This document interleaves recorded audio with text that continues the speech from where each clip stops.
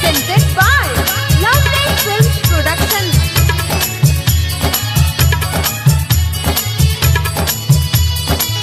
आप सुन रहे हैं अमित पटेल की आवाज में डीजे विकास रीगा सीतामढ़ी।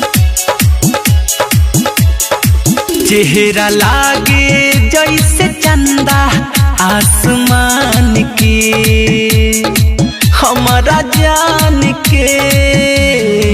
चेहरा लागे जैसे चंदा आसमान के, हमारा जान के।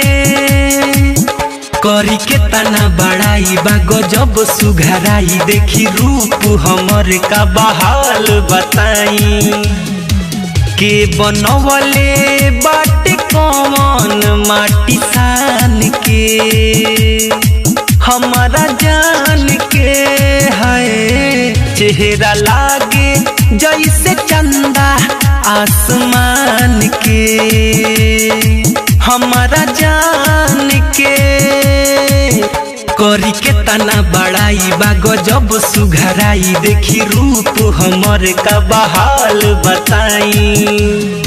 चेहरा लागे जैसे चंदा आसमान के, हमारा जान के।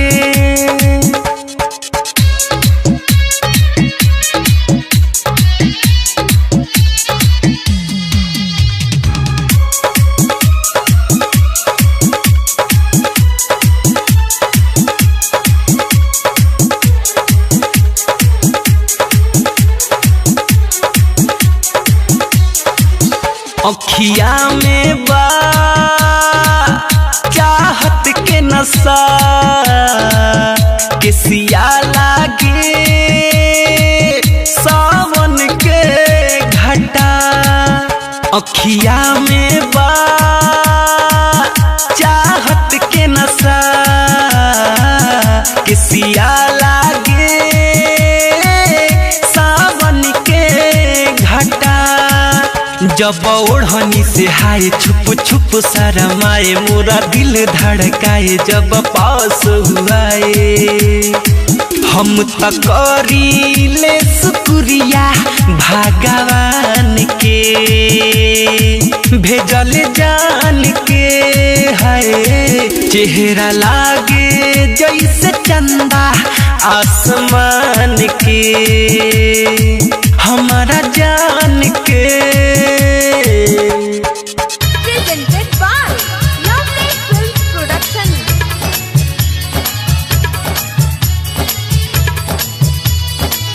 आप सुन रहे हैं अमित पटेल की आवाज में डीजे विकास रीगा सीतामढ़ी।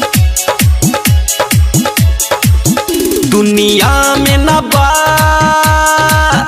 केहू ऐसा न हो, मोरा जानम के रह जैसा न हो। दुनिया में न बा केहू ऐसा न हो, मोरा जानम के रह जैसा न हो। बावे होठ कोमल जस फूल के थाली, गोर गाल बुझाला रे दूध के छाली।